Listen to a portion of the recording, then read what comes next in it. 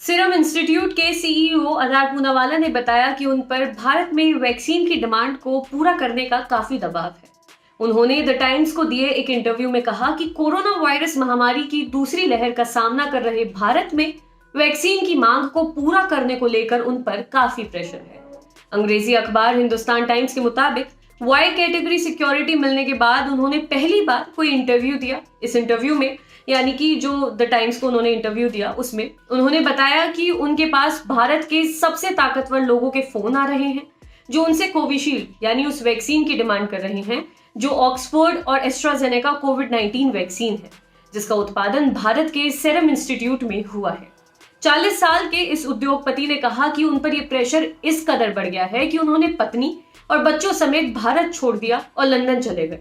उन्होंने अंग्रेजी अखबार द टाइम्स से बात करते हुए कहा, मैं यहाँ यानी कि लंदन में लंबे वक्त तक रहूंगा क्योंकि मैं वापस नहीं जाना चाहता, उस स्थिति में नहीं लौटना चाहता। सब कुछ मेरे कंधों पर आ गिरा है और मैं ये अकेले नहीं कर सकता हूँ। मैं उस स्थिति में नहीं जाना चाहता जब आप अपना काम कर रहे हैं और किसी एक्स वाई या जी को सप्लाई नहीं दे पा रहे, लेकिन आप अंदाजा नहीं लगा सकते कि वे अब क्या करने वाले हैं।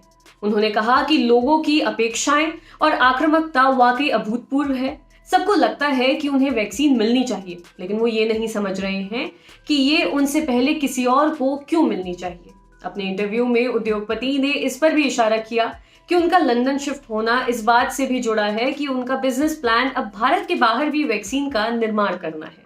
जब उनसे पूछा गया कि क्या भारत के बाहर जहां प्रोडक्शन होगा उसमें ब्रिटेन भी शामिल है, तो उन्होंने कहा कि अगले कुछ दिनों में एक घोषणा होने वाली है।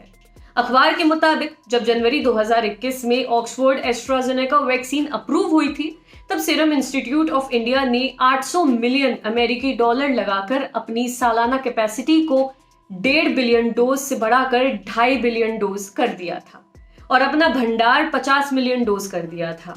कंपनी ने ब्रिटेन समेत 68 देशों को एक्सपोर्ट करना शुरू कर दिया था, जबकि भारत में केस बढ़ने लगे थे और हाल के कुछ हफ्तों में तो हालत काफी खराब हो गई है। पूनावाला ने कहा कि हम हर संभव मदद जुटाने की कोशिश कर रहे हैं। मुझे नहीं लगता कि भगवान भी अनुमान लगा सकते थे कि कितना बुरा होने वाला है। वैक्सीन से मुनाफा कमाने को लेकर किए गए सवाल पर उन्होंने कहा कि ये आरोप पूरी तरह गलत है।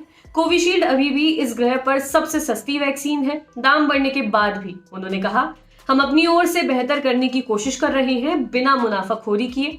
मैं इंतजार करूंगा कि इतिहास इस पर न्याय करेगा। मुझे हमेशा भारत के प्रति अपनी जिम्मेदारी का एहसास रहा है और दुनिया के प्रति भी, क्योंकि हम वैक्सीन बनाते हैं। आपके लिए खबर लिखी थी हमारे साथी वरुण ने। आप जानते हैं कि कोरोना वायरस की वजह से देश के हालात थोड़े बिगड़े हुए हैं, तो प्लीज आप भी अपने घरों पर रहिए, सुरक्षित रहिए। घर के बाहर सिर्फ तभी निकलिए जब जरूरी हो। जब भी घर के बाहर निकले तो अपना मास्क जरूर पहने, सोशल डिस्टेंसिंग फॉलो करें और सैनिटाइजर का इस्तेमाल करें।